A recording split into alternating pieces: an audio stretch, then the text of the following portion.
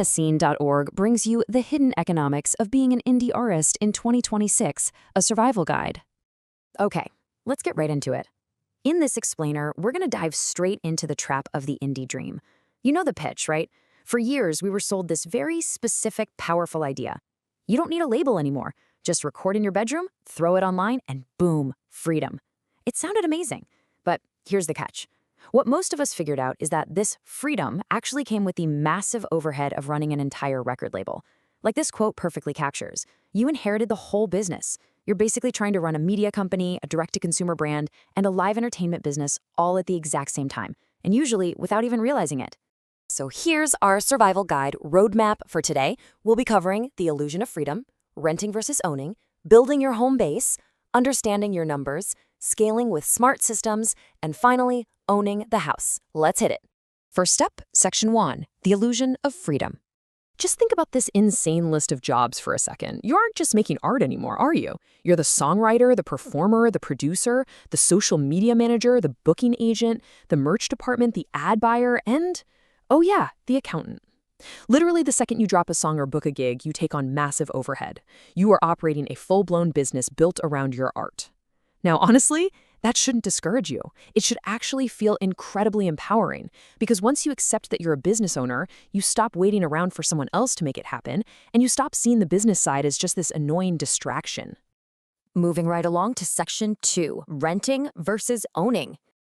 Consider the friction of the old way we used to do things. One of the absolute biggest mistakes we make is giving away fan attention the very second they get interested.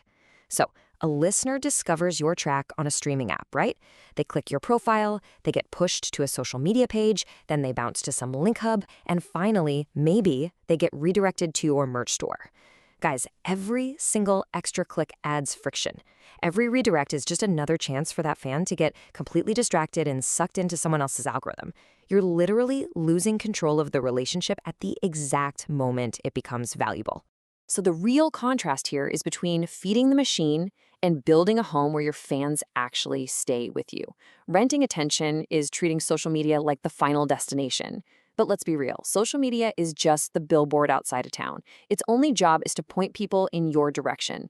Owning attention means bringing those fans into a building that you completely control and rewarding their time with real depth, entertainment, and a genuine connection. Which brings us perfectly to Section 3, building your home base. Your website absolutely cannot just be this lifeless digital flyer with a bio and a couple of old photos anymore.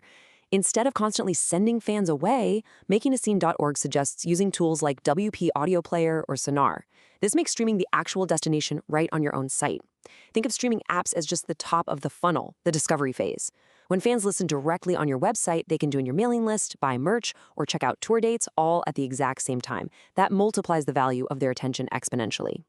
And you can take that home base a step further with what's called token-gated access. By using tools like Unlock Protocol or MemberPress, you're essentially creating a digital VIP pass. You reward your genuine supporters with real status and perks rather than just treating them like anonymous stream counts. You can lock private sections of your website, think unreleased songs, early ticket access, members-only live streams, just for your biggest fans. This totally shifts your business model away from chasing endless passive listeners and moves it toward cultivating real members who actually build and fund your career. Because here's the truth. Scenes last way longer than trends. In a rented social media feed, your posts vanish in a few hours, completely buried by the algorithm. But in an owned space, like a B-Press forum right on your site, fans actually start talking to each other. They build inside jokes, they share memories, and they create a loyalty that completely outlasts any single release cycle. Traffic visits once, but a community comes back. All right, Section 4, understanding your numbers. I absolutely love this analogy from makingascene.org. It perfectly captures how dozens of small, untracked monthly leaks can just quietly ruin your mix. One little buzz in a studio cable, not a big deal. But 10 small problems together, they completely destroy the sound. The exact same thing goes for your finances. Plug-in fees, email marketing systems, gas, tolls, storage units. If you aren't tracking your recurring monthly cost with complete honesty, you're going to end up working harder every single year while staying in the exact same place financially. Let's put this into perspective. If a t-shirt costs $9 landed and you sell it for $30, you've got a very specific profit margin. A hoodie that costs 28 landed and sells for 45 has a completely different one.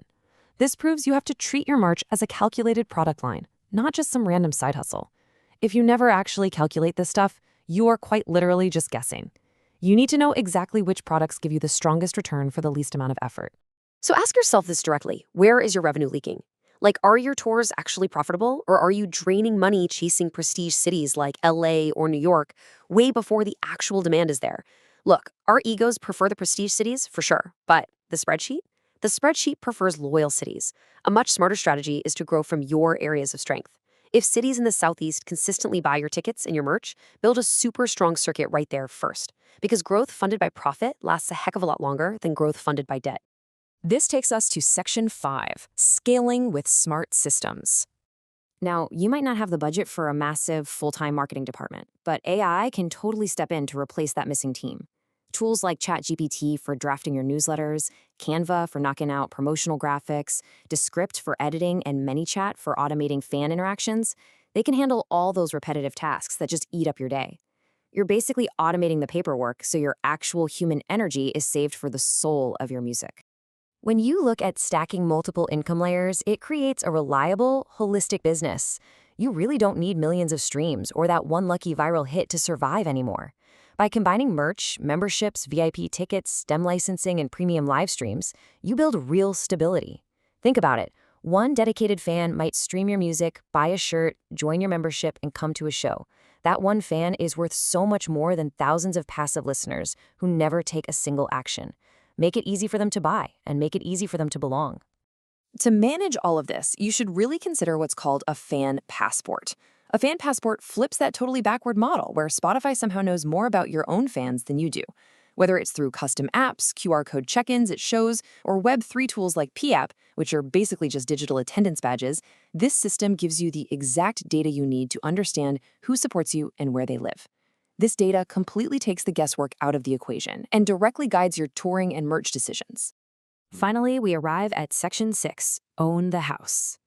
The artists who are really going to thrive in the years ahead understand this perfectly.